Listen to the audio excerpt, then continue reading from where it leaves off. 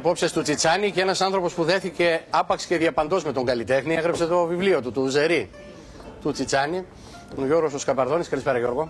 Καλησπέρα. Δεν ξέρω, τραγουδώντας το έγραφες?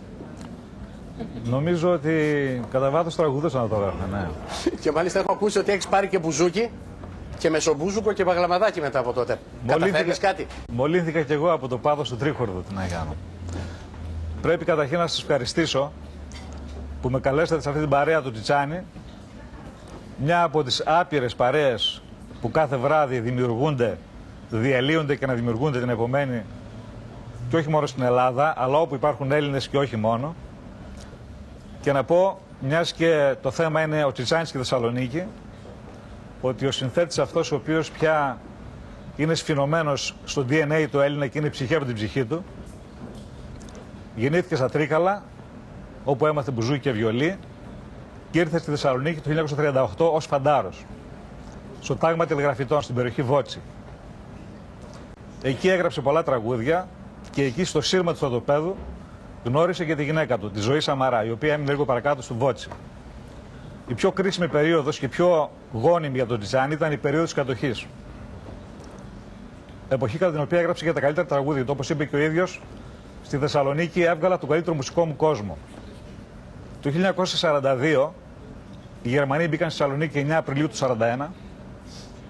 Για να επιβιώσει ο συνθέτης, αποφασίζει με τον κουνιάδο τον Ανδρέα του Σαμαρά, ο οποίος είναι ζωντανή μνήμη αυτής της ιστορίας,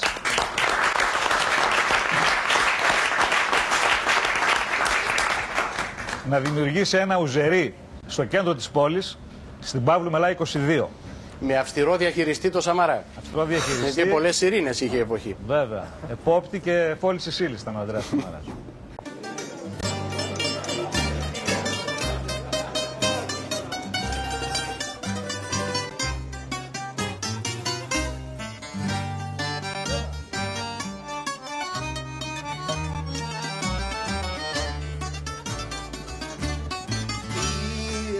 Τη στράτα κι έρχομαι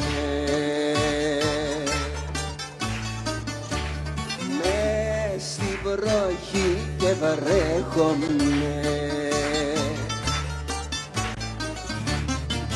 στα σκαλοπάτια σου εγώ σφυρίζω, ανοίξε μέσα για να πω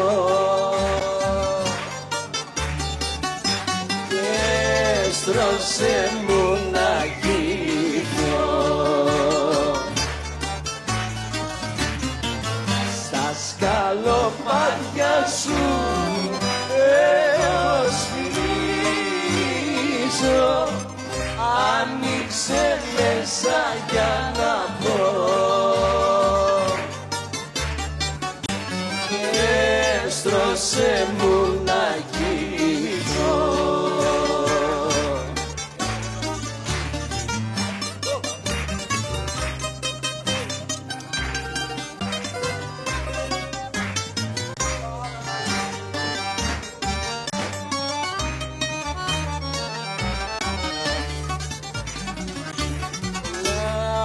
Στεγνώσεις με φιλιά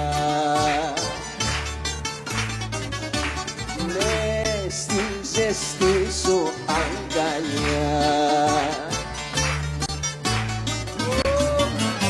και μη μ' αφήσεις πια να ξαναφύγω,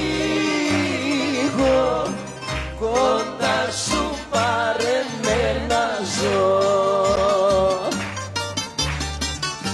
και στρώσε μου να γυρίσω και μη μ' αφήσεις πια να ξαναφύγω, κοντά σου πάρε με να ζω και στρώσε μου να γυρίσω.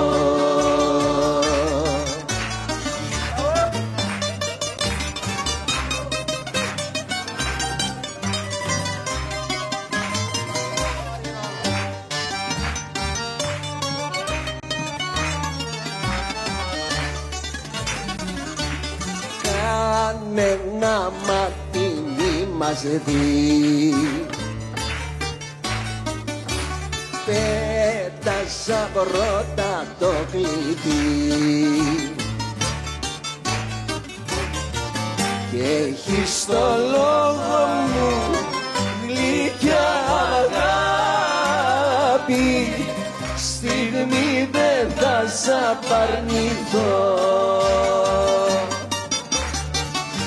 και έστρωσε μου να κοιμηθώ